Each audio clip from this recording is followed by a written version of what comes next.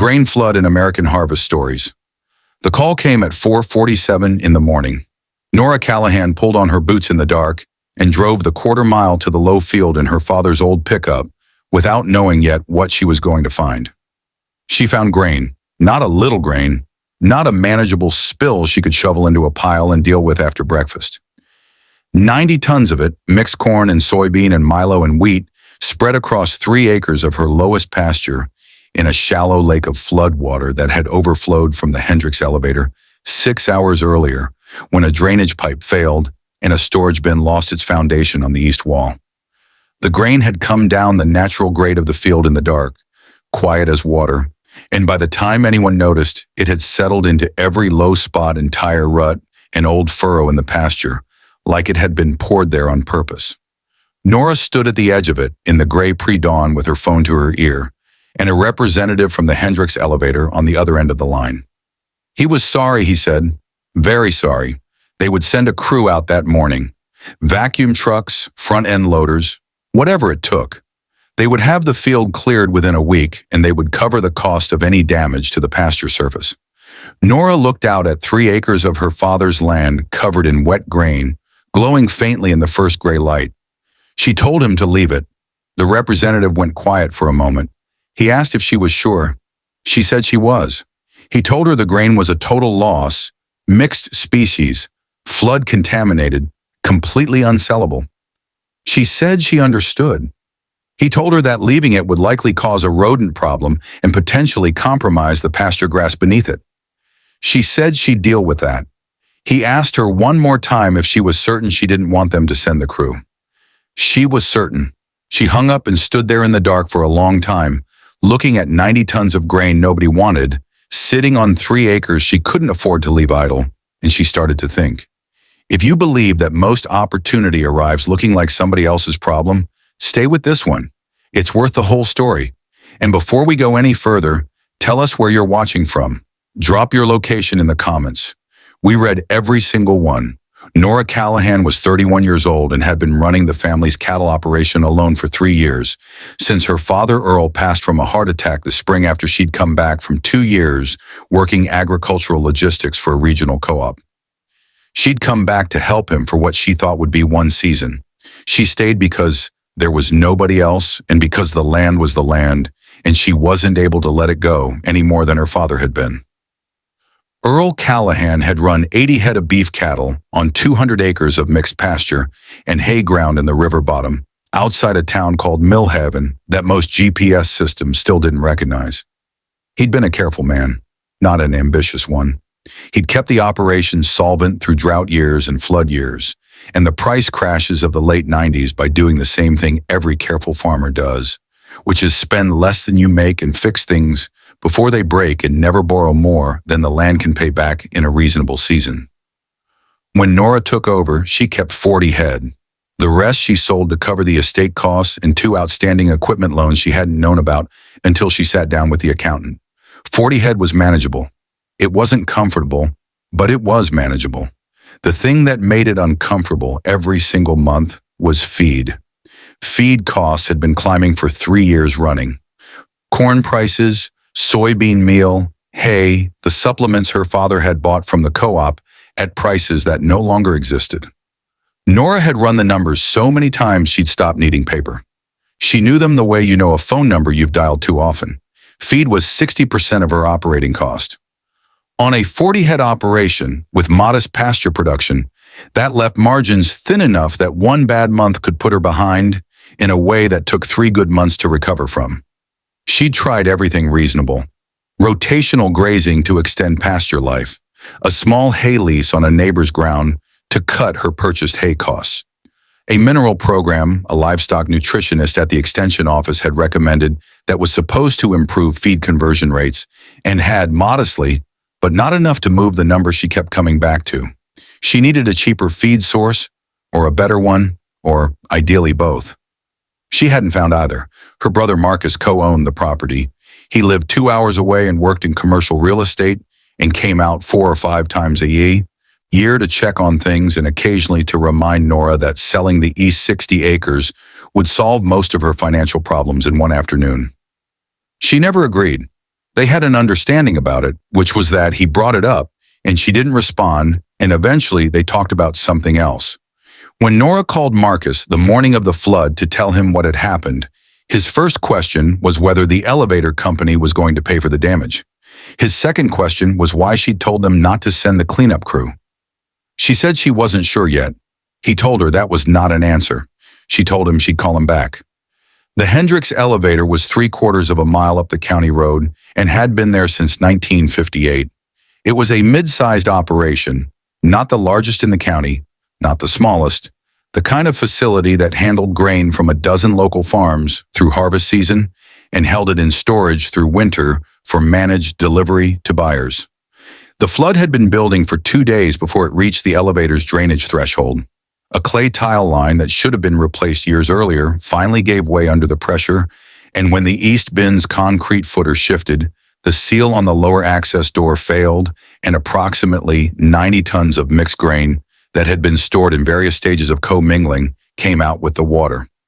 Mixed grain was the key detail.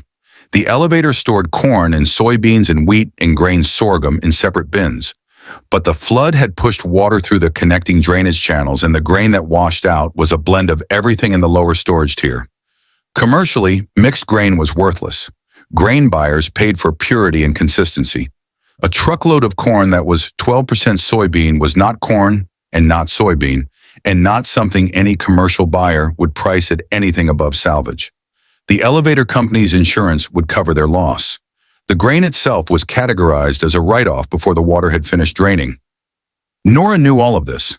She'd worked commodity logistics long enough to understand exactly why the grain on her field had no commercial value.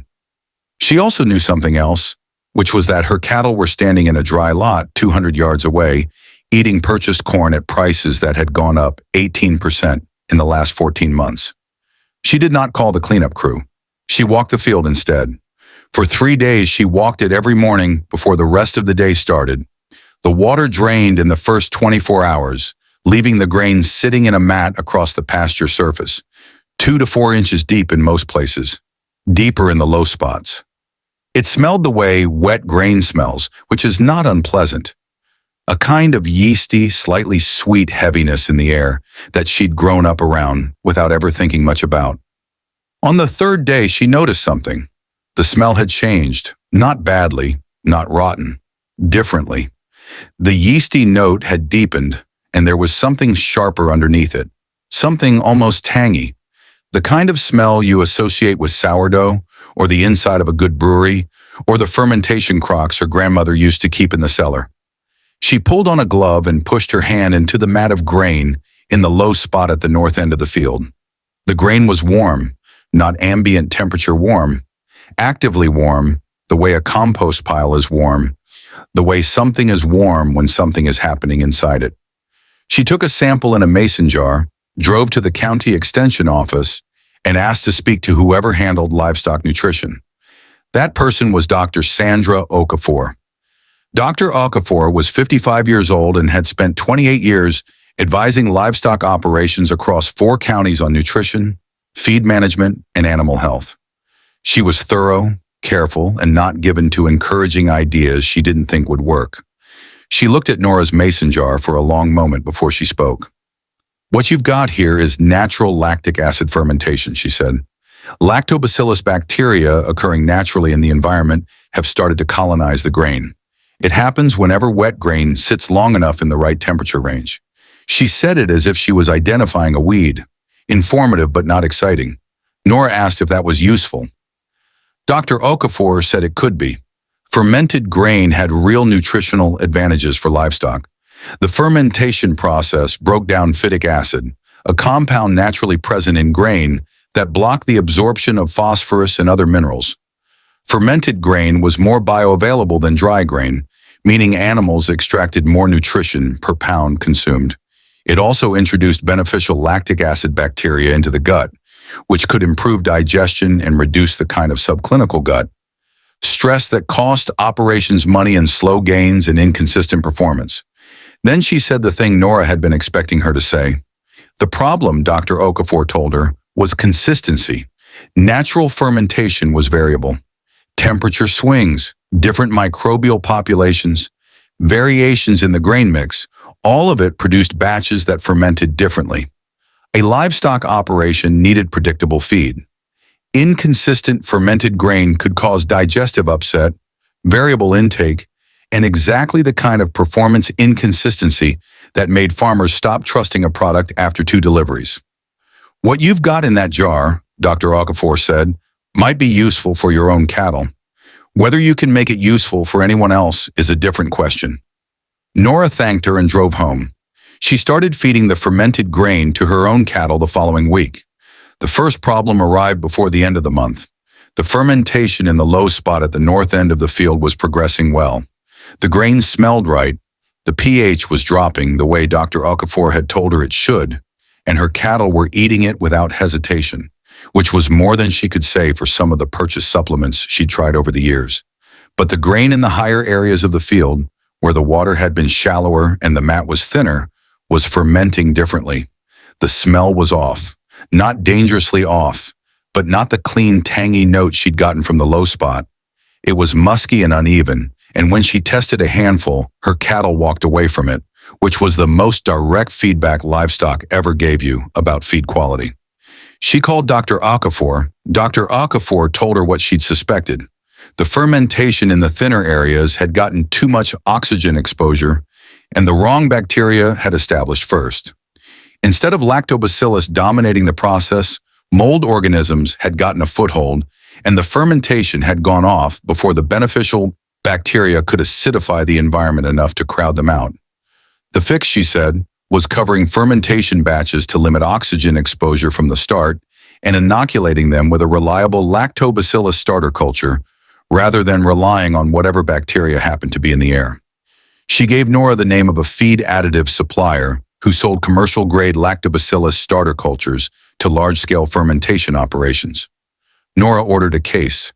She learned to pack grain into covered plastic totes in the dense oxygen-limited batches, add the starter culture at the rate the supplier recommended, and leave it sealed for 48 to 72 hours, depending on temperature. The second batch was better. The third was consistent. She had a feed source for her own cattle that was costing her almost nothing. The 90 tons of grain that had been an insurance write-off for the elevator company was becoming a feed supply that would last her through the rest of the season and into winter if she managed it carefully. She mentioned it to a neighbor named Dale Hutchins at the co-op one afternoon, not with any intention of selling him anything, just because Dale ran 120 head of hogs and was the kind of farmer who was interested in anything that might cut costs.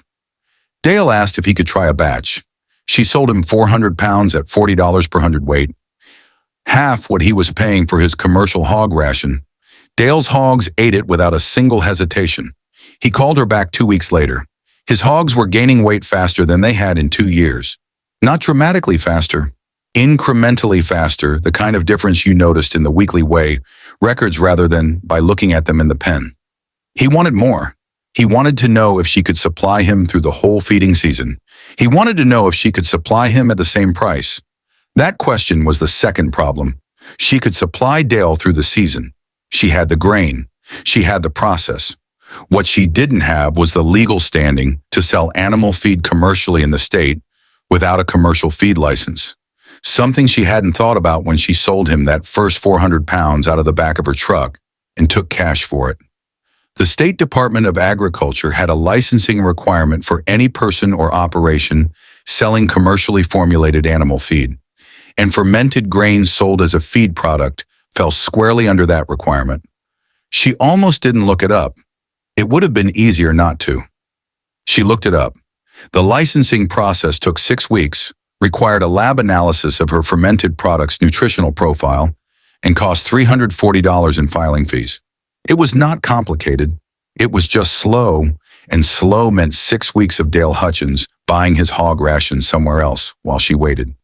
She submitted the application the day she understood she needed it, paid the fee, sent the grain sample to the state lab, and waited. Dr. Okafor, when Nora told her what she'd done, said something that surprised her. She said most people in Nora's position would have kept selling informally and hoped nobody noticed. The fact that she'd stopped and done it right meant she was building something she could actually defend. That's the difference, Dr. Okafor said, between a side operation and a real one. The license came through on a Thursday. Nora called Dale the same afternoon. He placed an order for 2,000 pounds, the largest single order she'd filled. She delivered it the following Monday in her father's old flatbed with a proper invoice and a feed label that listed the nutritional analysis the state lab had produced. Dale pinned the lab analysis to the wall of his feed room, like it was something he was proud of. From Dale, the word moved the way it always moved in farming communities, which was slowly at first and then faster than you expected. A hog operation 2 towns over heard about it from Dale's cousin. A small heritage breed pork producer heard about it at a livestock field day and drove out to see Nora's setup before he called to order anything, which she respected because it was exactly what she would have done.